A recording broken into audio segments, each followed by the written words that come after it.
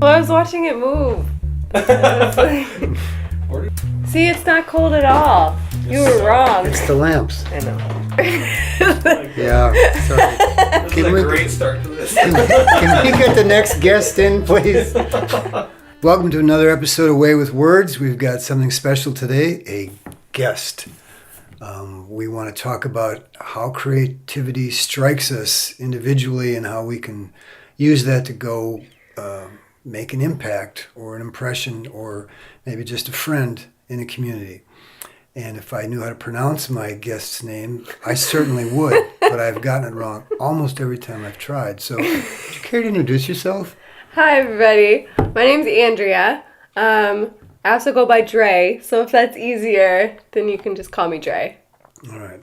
Andrea's been doing a lot of spoken word spoken word videos, as well as painting, visual arts. She's a musician. But in talking to her, she told me a particular story of how it became revealed that she was, in fact, a creative person.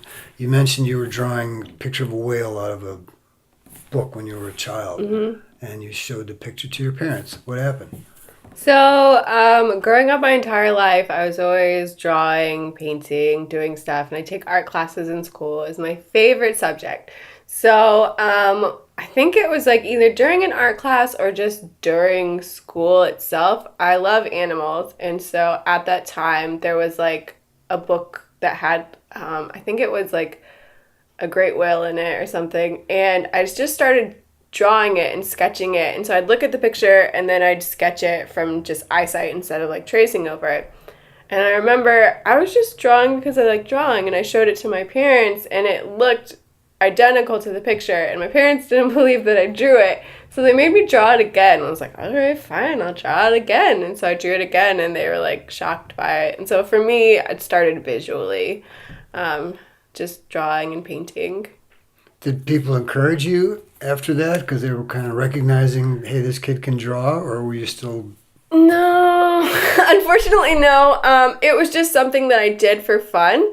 So, like, encouraging wise, I guess my parents aren't very vocal, so they weren't like, yeah, you're doing a good job, da-da-da. They would just give me things. So, like, my cousins would send me Christmas gifts that was like those art kits with like the crowns and all the paints and like the big box of all the different art supplies. And so instead of like verbally saying like, hey, keep doing this, go after this, they just kind of gave me the tools to continue to do what I loved. So in that way, it was kind of encouraging, where they just gave me supplies that I would need to continue to go forward.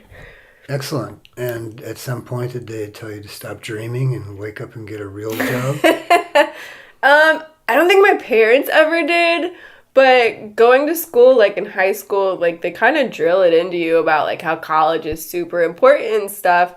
And somewhere, I don't remember who I heard it from, but somebody told me you can't make money off of the arts. And I was like, but I love the arts. Now I just gotta like, I kind of crushed my own dream a little bit, honestly, just because it was like, I believed that you couldn't make money off of the arts. I believed that the only way you were going to be great as an artist was to make it big. But everybody starts small, so the only way you're going to make it big is if you start small anyways and then gradually grow to something greater than where you are in the beginning. So nobody ever crushed my dreams. I kind of didn't believe in myself confidence-wise. And so I kind of crushed my own dreams a little bit. But it's been kind of like a self-love journey of that over the years of believing in myself again enough to go after what I love. So you told me previously too that when you started writing in high school, it was like, I'm just going to fill in the blanks in my life and see what comes out of it, what gets exposed. You know, here's an issue maybe I should deal with. Yeah. Here's one I should ignore, and that started to gain momentum with other people, and your focus. Did it really change because of how other people reacted to it, or were you just getting better at it from doing it more often? Or I think I was getting better at it from doing it more often. And then on top of that, it was like, I never cared about being popular, and I never cared about like having the spotlight. So for me, it was just like for my own thing, like my own it gave me joy and it made me happy. So I just continued to do it. And the fact that it was impacting people was like a bonus for me. Because I actually was like talking about this with my health coach. I hate the spotlight. And I'm learning to love it because God's doing something in it with me. And it's like I hate it, but I love it at the same time. Because when I was little, like, I wanted to be on Disney Channel and like I wanted to be like an actress, and I secretly wanted to be popular but didn't want the attention of being popular, so it was like, I don't know, it was a double-edged sword. But I forgot what the question was. There may not have been one. Okay. You mentioned that the title of what you're writing used to be the world's biggest wimp, and then that wimp word changed into something more useful to you now. Yeah. How did that happen? Yeah, so after high school, I started a blog, and I called the blog The Biggest W.I.M.P, and it was a play on The Biggest Loser. And so The Biggest Loser was a TV show about, like, getting healthy and losing weight, and it was, like, a super fun show to watch because it was super intense, super competitive, athletic, and I was like, I want to do all that cool stuff, but I don't need to lose weight, I need to gain weight. And so I decided to write a blog about gaining weight the healthy way, and so I called it The Biggest W.I.M.P. And then over the years, I've had it since like 2010. Over the years, it started changing to Warrior in My Prime, and the word WIMP is an acronym for Warrior in My Prime, and I changed my blog to that, and like I bought the username for it, so like I own that, nobody else can take it from me, which is really cool. Or domain name, that's what it's called. I bought the domain name for it, and it's turned into like just my life story, and it's been really awesome because I've been through so many things. To just be vulnerable and process and share my life through this blog and see how it's impacting people all over the world. All right. And you wouldn't mind if we put a link to your blog on our Not thing at so all. people can Yeah, refer to it? Good. that'd be fun. All right, yeah. Then they Yeah. can catch up to the story. We don't have to take precious time talking about Yeah. it now, 'cause we're that guy. Now, this idea of being a warrior, in popular culture, that means, showing your teeth, swords, guns, blasting people, smacking them down. I have a hunch that's not exactly the warrior you have in mind. No, it's more of like an internal thing because obviously like I'm smaller in stature, so it's harder for me to kick somebody's butt physically. So for me, Warrior in My Prime is all about the weaker you get, the stronger you become. So like no matter what life hits you with, you're gonna be able to get back up from it. And it was just kind of like my life testimony in like a short snippet of like, I've gotten knocked down so many times in life, but I'm choosing to get back up because I'm not a quitter. And like, I kind of use the analogy of Captain America. Did you ever see the movie Captain America? I was in it, but yeah, go on. Yo, okay. So this guy in Captain America, he's like, he's in the corner, and this guy's like bullying him, and he like beats him down, and he's like getting in a fight with him in the alleyway, and he knocks him down, and the guy gets back up, and he knocks him down again, and he gets back up, and he's like, I could do this all day, and he's like this skinny, scrawny guy before he becomes Captain America. And throughout the movie, his heart never changes. Like, he knows who he is in the core of his being. That's all the words are wrong with that one. He knows who he is on the inside.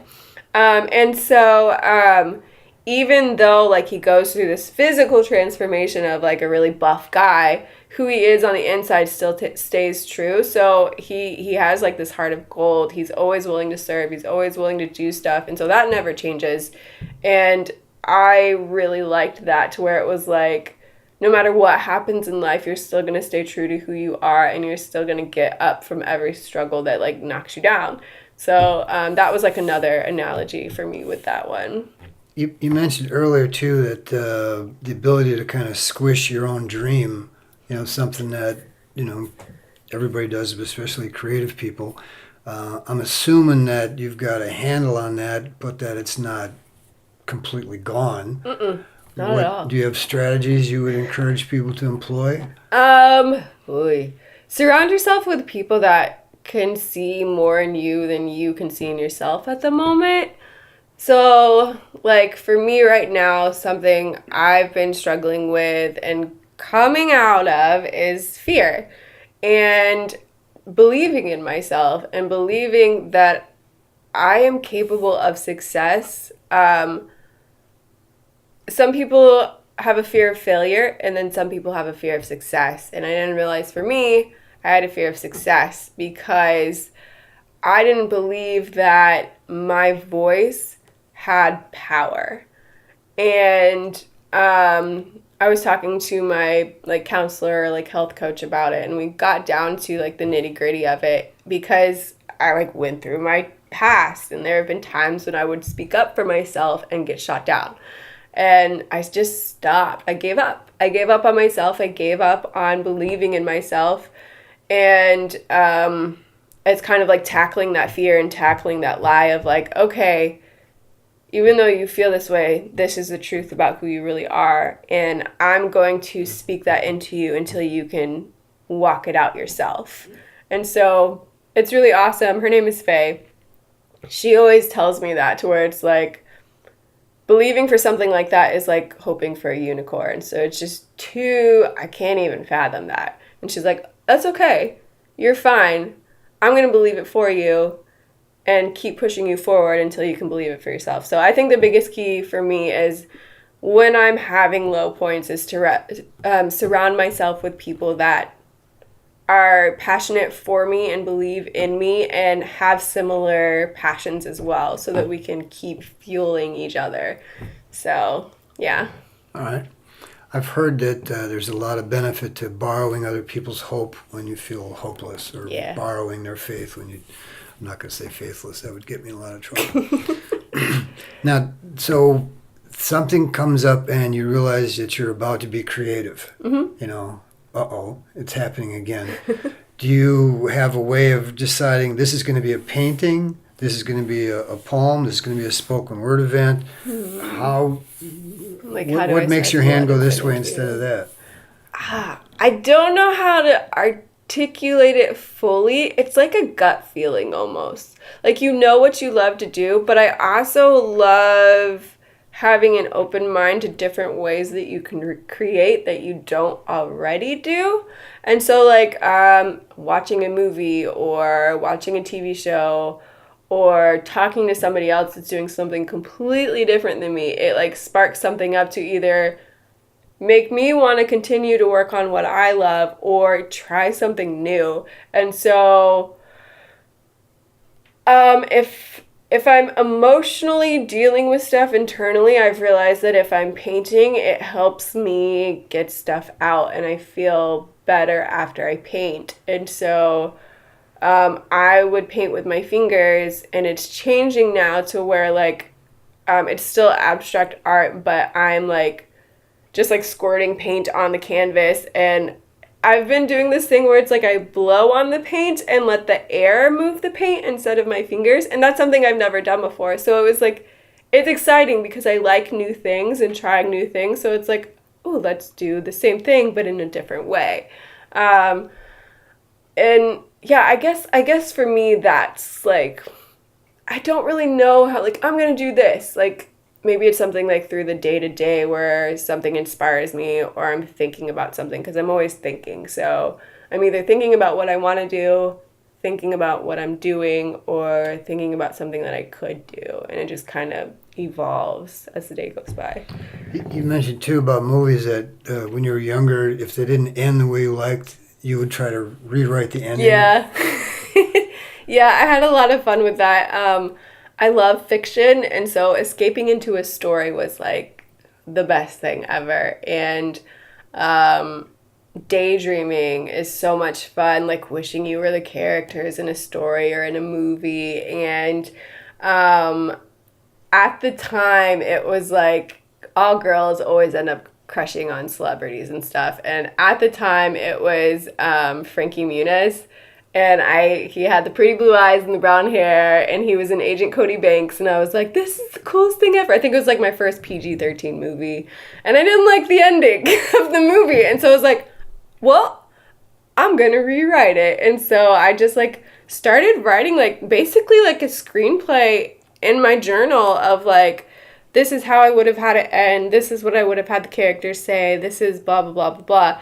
And it was like self-satisfying. Like it was like I took control of it and I feel better now. And it was fun just because I would write stories like all the time. And that was something my dad did encourage me about, where it was like he noticed that in me, and he would call it out and be like, hey, you haven't written in a while. Why don't you write? Because I think he noticed how it made me feel after writing. It was like when you get to do the things you love, it almost like makes you feel so much better than you already do. And he saw that shift in me when I was doing that. And so if I wasn't doing good, he'd be like, hey, why don't you go do something that you love to help you feel better? So, yeah. Well, this is an interesting thing because you talk about two words dear to me, culture and shift. Mm-hmm. And if we, whether we're creative people or, pretending we're not creative people, because I'm not quite so sure there is such a category, you allow the culture to kind of pour onto us, control what we see, what we think, who we talk to, how we react, which is what it is. But to not necessarily fight against that or go against it like it's always an act of revolution or it's always resistance, which many times it is. But there's something about, you mentioned you feel better. It serves your soul. It serves your spirit. Yeah. Can you think of instances where you've come across somebody who had no idea at all that they were a creative person? Ooh. And then somebody said, well, you know what? You maybe really are. And then something happened, whether it was yourself or a friend or... I think one of my biggest pet peeves are people that like don't think that they can be creative. Like the excuse of like, oh, I'm a horrible drawer, or I can't paint, or I can't do what you do. Well, that's fine. Figure out what you love to do, and it's a different form of creativity. Like, I hate the idea of fitting inside a box of like what we think creativity looks like, who we are as people, and I like expanding beyond that to where it's like, well, why can't it be this way? Why do you have to think this way? What's wrong with a different way? And I don't think I've ever come across anybody that was like, I'm not creative, and like been able to be like, well, yeah, you are. You're just doing it in a different way than I am. That doesn't mean you're not creative or artistic. It's just a different way. Or even like people that are more I don't want to say analytical, but like they're good with like math or numbers or computers and things like that. And so they don't always think of themselves as an artist in the sense of like painting or drawing, but they're graphic designers, and that involves numbers and things like that as well. So it's just keeping an open mind and I guess like an open box up to what creativity and art look like, because it's not always going to look like what you think it does. You just have to be open to how it may look. I don't know if that helped, but we'll let the audience decide. Okay. We thank you for being with us. General purpose of this discussion is to foster discussions in your own environment, of course. If you've got questions for us or feedback, the email will be on the bottom. We'd love to hear from you. And we look forward to having you join us again in another episode of Way with Words. Thank you.